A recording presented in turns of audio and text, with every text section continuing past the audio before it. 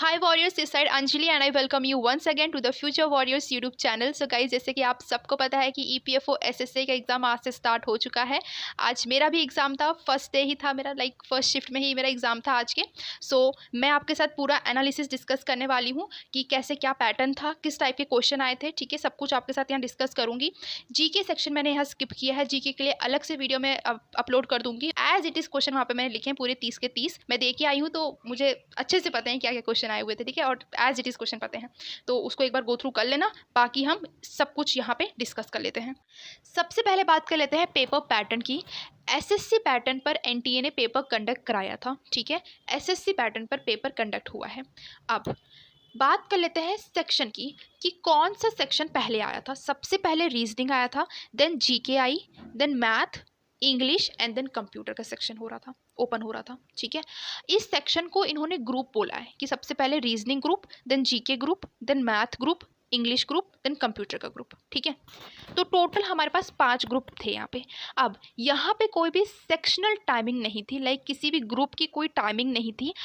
एक पूरा ग्रुप आपके सामने आएगा, लाइक रीजनिंग जो है वो आपके पास सबसे पहले ओपन होके आएगी, ठीक है।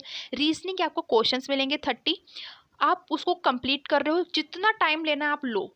लेकिन एक बार अगर आपने उस ग्रुप को सबमिट कर दिया ना, तो वापस से उस ग्रुप पे मूव नहीं कर सकते हो। वो जो ग्रुप है ना, लाइक रीजनिंग जो है ना, आपका सबमिट हो चुका है। अब आपके सामने आएगा मैथ का सेक्शन। मैथ आप करोगे, उसको सबमिट करोगे, देन आप आगे बढ़ोगे। तो यहाँ पे कोई भी टाइम बाउंडेशन नहीं है, बस इतना है कि आप किस तरह से हर एक सेक्शन को टाइम देते हो सो दैट आप अपने सभी सेक्शंस को अच्छे से कर पाओ। बात समझ आई? बहुत इंपॉर्टेंट है ये समझना। सो हम स्टार्ट करते हैं रीजनिंग सेक्शन से। एक क्वेश्चन आया था सिचुएशन एंड रिएक्शन का। आपको सिचुएशन दे रखी थी और उसको रीड करना था। देन आपको उस सिचुएशन पे क्या आपका रिएक्शन रहेगा, क्या आपका एक्शन रहेगा, उसके रिगार्डिंग 4 ऑप्शंस थे। उसको आपको पढ़ना था कि आपका यही एक्शन रहेगा। देन उसके बाद आपको आंसर मार्क करना था, ठीक है। देन सेकेंड हम बात करें, एसर्शन एंड रीजनिंग के क्वेश्चन आ रखे हुए थे एंड स्टेटमेंट एंड कंक्लूजन के भी क्वेश्चन आ रखे हुए थे। तो ये वहीं पर आपसे ऑन द स्पॉट होंगे, ठीक है। आप पढ़ोगे सेंटेंस जो आपको दिया जाएगा, देन उसके बेसिस पे क्या कंक्लूजन निकल के आता है, देन ऑप्शन मार्क करोगे आप, ठीक है। देन एक क्वेश्चन आया था वेन डायग्राम का। उसमें वेन डायग्राम ऑलरेडी दे रखी हुई थी, आपको उनका रिलेशन मार्क करना था, ठीक है। 4 ऑप्शन थे।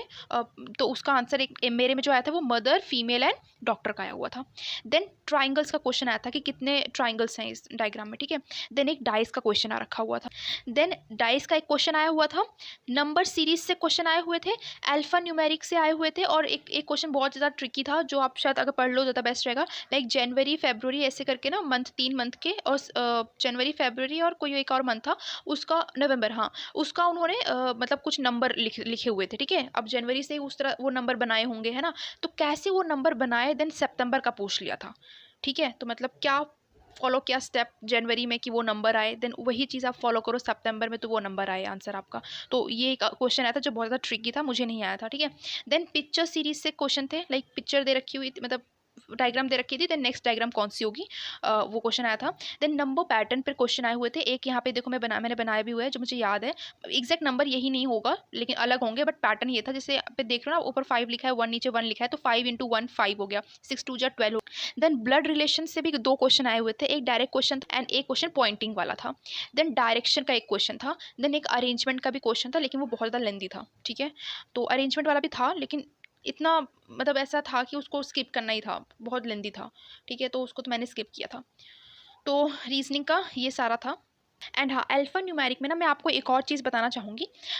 वहाँ पे ना एक ऐसी भी सिचुएशन थी, जैसे मान लो SUN सन लिखा है, तो उसका आंसर अगर पेन दिया गया है, लाइक सन को उन्होंने पेन लिखा है, दिस मीन्स S को उन्होंने P माना है, U को उन्होंने E माना है, और N को उन्होंने N माना है, ठीक है। मतलब ऐसे उन्होंने किया हुआ था, लाइक कोई यहाँ पे कॉन्सेप्ट नहीं था, डायरेक्ट वैल्यू पुट कर दी थी, ठीक है। मतलब समझ रहे हो ना क्या बोलना चाह रही हूँ मैं। तो इस तरह से भी कुछ रीजनिंग आई हुई थी।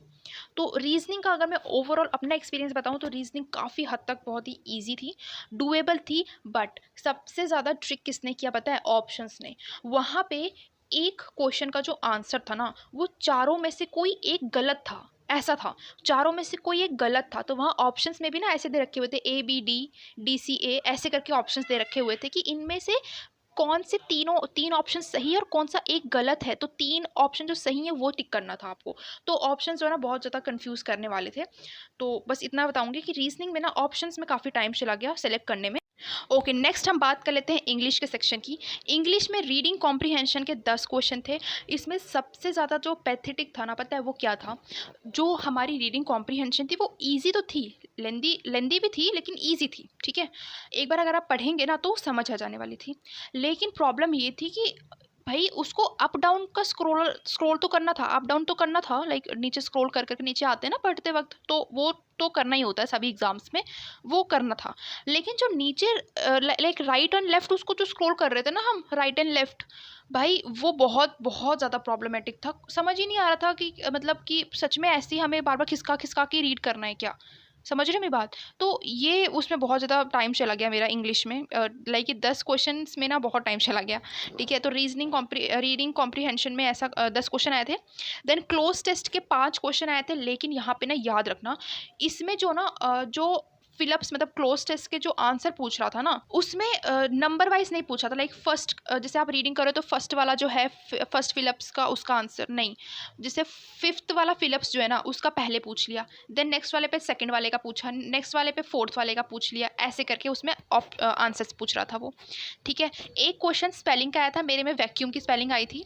देन सेंटेंस अरेंजमेंट का एक क्वेश्चन आया था, बहुत ईजी था। एरर्स के 5 क्वेश्चन आए थे, ईजी थे। वो किस पे बेस्ड थे पता है? वो क्या कहते हैं, वर्ब पे बेस्ड थे, वर्ब, ठीक है। और ये इज एम आर वाली चीज़ें ज़्यादा थी उसमें। देन फिलअप्स के क्वेश्चन आए हुए थे, और फिलअप्स में ना यार ये अक्रॉस एंड थ्रू, ये होता है ना, across the river, through the road side, through the road side, है ना, ऐसे करके होते हैं ना जो वर्ड्स, अक्रॉस एंड थ्रू। इसको प्लीज़ एक बार पढ़ लेना क्योंकि बहुत कंफ्यूज कर रहा था वहाँ पे। देन सिनोनिम एंड एंटोनिम्स के 5 से 7 क्वेश्चन आए थे, ठीक है। और डायरेक्ट एंड इनडायरेक्ट के क्वेश्चन आए हुए थे, और डायरेक्ट एंड इनडायरेक्ट में बता देती हूँ आपको टाइप, ठीक है।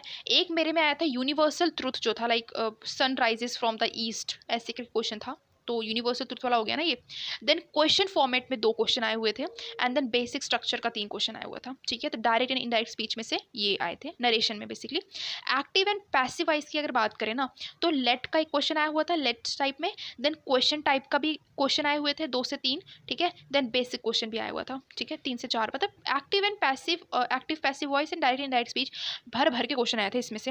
देन वन वर्ड सब्स्टिट्यूशन का एक आया था, एक ही आया था, कौन सा आया था पता नहीं, ठीक है। देन ईडियम्स एंड फ्रेजेस के ना सेंटेंस बेस्ड क्वेश्चन आए हुए थे। सो ओवरऑल इंग्लिश की बात करें तो इंग्लिश ईजी थी, ठीक है।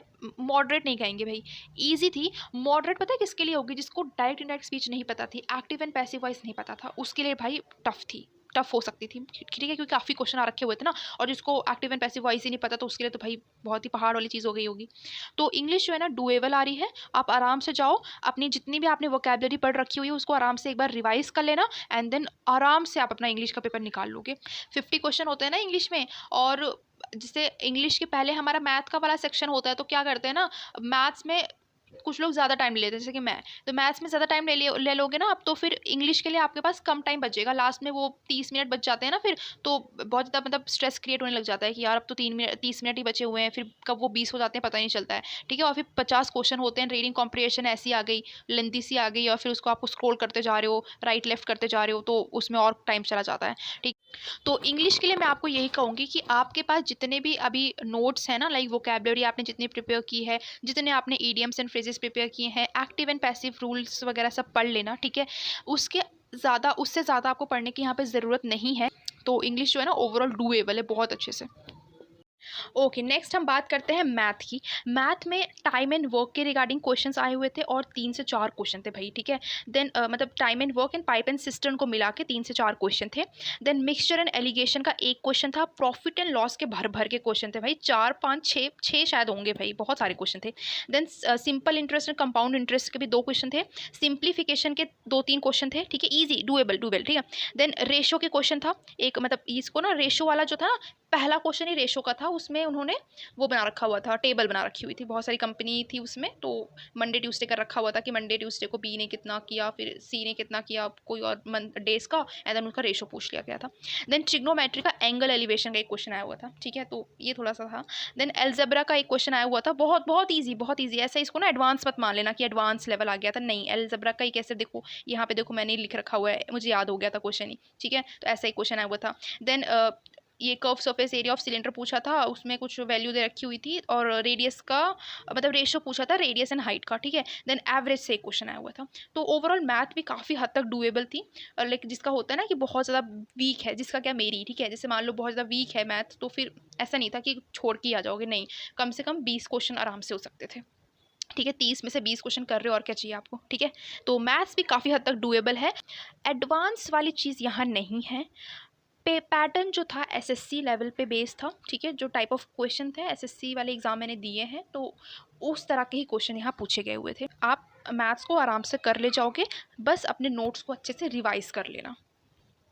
देन लास्ट कैटेगरी कंप्यूटर की है, और भाई कंप्यूटर बहुत ही टफ आई थी, मैं सच बता रही हूँ। देखो इसमें एक क्वेश्चन आया था रोम या फिर रैम का कोई क्वेश्चन था, मुझे तो ये भी नहीं याद कि कौन सा था, फर्स्ट क्वेश्चन ही था वो, उसमें डायग्राम बना रखी हुई थी उन्होंने, और ना नीचे उसके फीचर्स लिख रखे हुए थे, एंड देन उसमें भी उन्होंने ऑप्शंस मांगे थे, मतलब कौन सा इनमें से सही है, मैंने तो स्किप कर दिया। देन मेरे पास पता है लास्ट में सिर्फ और सिर्फ 3 मिनट बचे थे कंप्यूटर के लिए, ऐसे टाइम पे मैंने मूव किया था कंप्यूटर सेक्शन पे।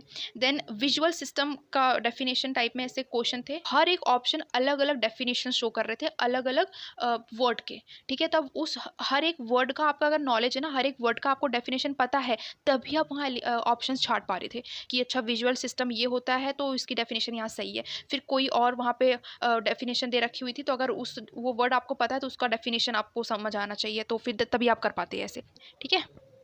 तो ओवरऑल अगर मैं कंप्यूटर की बात करूँ, तो कंप्यूटर जो है ना थ्योरी बेस आ रही है, ठीक है, लाइक डेफिनेशन अब पूछ लिया जा रहा है किसी हर एक चीज़ का, हर एक चीज़ का मतलब जो भी उनको पूछना है उसका डेफिनेशन ही पूछा जा रहा है बेसिकली, ठीक है। तो आप डायरेक्ट मत पढ़ो, लाइक एक सेंटेंस पढ़ लिया उसका आंसर आपको टिक करना है, ऐसा कुछ नहीं है भाई, सेंटेंस बेस्ड है पूरा।